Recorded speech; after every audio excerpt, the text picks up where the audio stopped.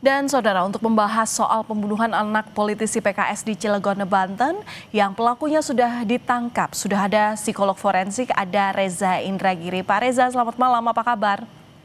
Selamat malam, Mbak Valen.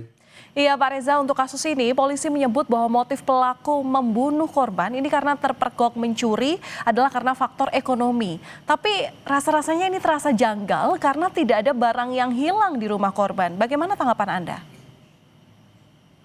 Motif kejahatan itu ada dua. Satu, motif instrumental, yaitu seseorang melakukan kejahatan untuk mendapatkan manfaat tertentu. Dan juga ada motif emosional, yaitu bagaimana seseorang melakukan kejahatan untuk meluapkan perasaan negatif yang dia punya, marah, dendam, benci, sakit hati, dan seterusnya. Kalau pihak kepolisian menarasikan bahwa pencurian itu dilatar belakangi oleh motif instrumental atau motif ekonomi, masuk akal. Tapi kalau dikatakan bahwa pembunuhan itu dilatar belakangi oleh motif ekonomi, menurut saya tidak masuk akal. Karena skenario yang disampaikan oleh pihak polisi adalah kronologinya betapa bocah 9 tahun itu melakukan perlawanan terhadap pelaku. Kemudian pelaku mengalami mungkin panik, mungkin kaget, sehingga melakukan kekerasan yang sedemikian keji terhadap bocah 9 tahun tersebut. Dengan kronologi semacam itu sudah. Ini kita tidak bicara tentang pelaku yang dilatar belakangi oleh motif ekonomi atau motif instrumental, tapi boleh jadi motif pembunuhannya adalah motif emosional. Bagaimana si pelaku meluapkan mungkin marahnya terhadap korban dengan cara yang kejam sedemikian rupa. Bukan motif emosional, bukan motif instrumental atau motif ekonomi, melainkan motif emosional. Berarti Anda sepakat kalau artinya polisi terlalu cepat menyimpulkan terkait motif ini? Saya mencoba menyimak pemberitaan media.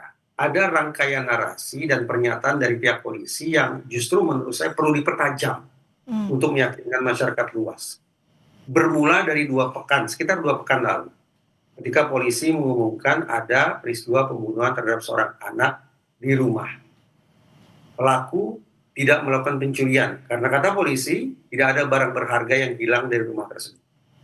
Terpaut 2 pekan kemudian, polisi mengabarkan ada peristiwa pencurian. Ditambahkan oleh polisi bahwa ternyata pelaku pencurian itu adalah orang yang sama yang juga melakukan pembunuhan terhadap anak di rumah yang sebelumnya. Digenapkan oleh Kapolda Banten yang menyebut bahwa pelaku pencurian itu adalah pelaku kambuhan, spesialis pelaku pencurian rumah kosong. Pertanyaan muncul, kalau pelaku pencurian itu disebut-sebut juga orang yang sama sebagai pelaku pembunuhan, dan pelaku pencurian itu juga disebut sebagai pelaku spesialis rumah kosong, maka pertanyaannya adalah, kenapa ketika pelaku itu memasuki rumah yang pertama, dia melakukan pembunuhan, tapi tidak melakukan pencurian? Ya. Kita memahaminya, saya sendiri agak kesulitan memahaminya. Karena itu, tadi saya katakan, ada rangkaian narasi dan rangkaian informasi yang perlu disampaikan oleh pihak kepolisian secara lebih jernih, secara lebih tertata. Nah, kali ini pelaku sudah ditangkap dan sudah dijadikan tersangka. Menurut Anda, dengan kejanggalan-kejanggalan yang terjadi saat yang sudah disebutkan polisi, tidak ada barang yang hilang dari rumah korban, dan kemudian juga dari keterangan yang diceritakan alur daripada tindak pidana ini, seolah kurang membuktikan dari tindak pidananya. Bagaimana sebenarnya polisi harus mendalami ini? Apa langkah selanjutnya? Proses hukum, termasuk persidangan nantinya, tidak bisa mengandalkan pada pengakuan. Jadi seorang terdakwa silakan tidak mengaku, tidak apa-apa. Kenapa? Karena proses penegakan hukum mengandalkan pada pembuktian. Per hari ini, boleh jadi pihak kepolisian sudah memiliki 2 alat bukti yang mencukupi untuk menyeret sang pelaku dalam konteks pelaku pencurian. Tapi kalau kemudian dikatakan bahwa pelaku pencurian ini juga melakukan pembunuhan, saya terus terang masih mempertanyakan ketersediaan 2 alat bukti terkait pembunuhan. Apalagi ketika dikatakan sekali lagi bahwa pelaku pencurian adalah juga pelaku pembunuhan. Kenapa saya mempertanyakan? Misalnya, detik ini polisi melakukan penangkapan terhadap pelaku pencurian. Tak terpaut jauh, polisi langsung mengumumkan kepada publik bahwa pelaku pencurian adalah juga pelaku pembunuhan.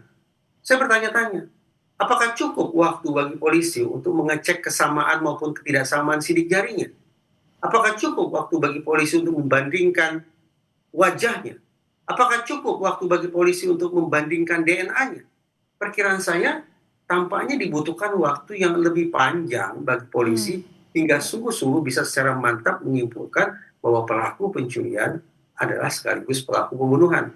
Karena itu, karena saya masih sangsi bahwa alokasi waktu itu tidak memadai bagi polisi untuk memantapkan ketersediaan alat bukti, maka sekali lagi izinkan saya untuk mempertanyakan apakah sungguh-sungguh polisi sudah memiliki kelengkapan alat bukti terkait dengan peristiwa pembunuhannya, bukan pencuriannya. Terlebih ketika dikatakan bahwa pelaku pencurian adalah sekaligus pelaku pembunuhan.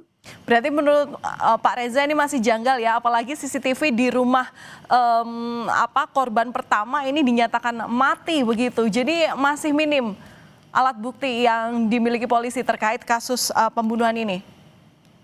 Saya menggunakan kalimat yang positif ya, bahwa saya mendukung kerja kepolisian termasuk Polda Banten untuk mengungkap kasus pembunuhan dan kasus pencurian ini secara prosedural, proporsional, dan profesional. Artinya sungguh-sungguh saya membuang jauh-jauh imajinasi horor tentang bagaimana polisi merekayasa cerita, menanam bukti, mengintimidasi seorang terduga pelaku kejahatan agar memberikan informasi sebagaimana yang diinginkan oleh pihak kepolisian, bukan berdasarkan kenyataan. Saya membuang jauh-jauh imajinasi semacam itu. Oke, baik. Mas Reza, berarti sampai pada akhirnya berkas nanti diserahkan kejaksaan, berarti polisi masih punya kesempatan ya untuk melengkapi barang bukti sehingga supaya alur daripada kejahatan ini itu masih bisa nyambung gitu istilahnya. Andaikanlah polisi merasa berkasnya sudah lengkap, lalu dikirim ke kejaksaan akan mereview dan bisa saja kemudian mengembalikan berkas itu kepada kepolisian. Termasuk kemungkinan memberikan masukan seperti yang saya katakan tadi, tolong diperkuat terkait dengan pembuktiannya, ketersediaan dua alat buktinya, baik bukti-bukti terkait pencurian maupun bukti-bukti terkait pembunuhannya. Tidak cukup seandainya proses penegakan hukum hanya mengandalkan pada confession atau pengakuan. Jangan salah. Pelaku kejahatan ketika disergap oleh polisi juga bisa kaget, juga bisa shock, bisa terguncang. Apalagi dalam kondisi terguncang kemudian diinterogasi, apalagi interogasinya disertai dengan intimidasi, kekerasan dan sejenisnya, maka kemungkinan munculnya coerced false confession atau pengakuan palsu yang diberikan karena berada di bawah tekanan menjadi sesuatu yang tidak bisa dinihilkan begitu saja. Kehati-hatian dibutuhkan ekstra agar sekali lagi proses hukumnya bekerja berdasarkan ketentuan dan kenyataan. Baik, kehati-hatian dalam proses penyidikan dan juga penyelidikan ini yang kita nantikan bagaimana dalam proses selanjutnya. Terima kasih sudah berbagi pandangan Anda kepada Kompas Malam Kompas TV, psikolog forensik Pak Reza Indragiri. Terima kasih, salam sehat selalu.